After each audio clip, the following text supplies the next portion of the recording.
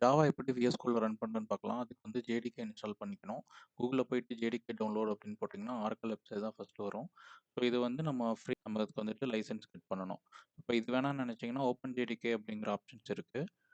So அதில வந்துட்டு உங்களுக்கு சம் வெண்டார்ஸ் வந்து ப்ரொவைட் பண்றாங்க. For example Microsoft, open logic அந்த மாரி வந்துட்டு ஜேடிகே ப்ரொவைட்ஸ் பண்றாங்க.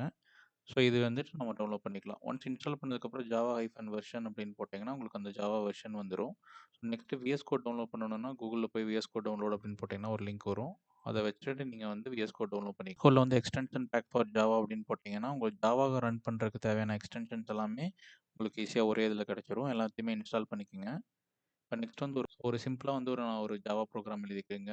இப்போ வந்து ரன்னுங்கிற ஆப்ஷன் கிடைக்கும். அத ரன் பண்ணீங்கன்னா, உங்களுக்கு ப்ரோகிராம் வந்து எக்ஸிக்யூட் ஆகும். ஹலோ வேர்ல்டுங்கிற அவுட்புட் வந்திருக்கு. இப்ப இந்த கட்டர்ல வந்து டீபக் பாயிண்ட் வச்சீங்கன்னா, உங்களுக்கு ரெட் கலர் மார்க் வரும். அப்போ டீபக்குங்கிற ஆப்ஷன் கிளிக் பண்ணீங்கன்னா, உங்களுக்கு வந்து பாயிண்ட்ல வந்து டீபக் பாயிண்ட் ஹிட் ஆகும்.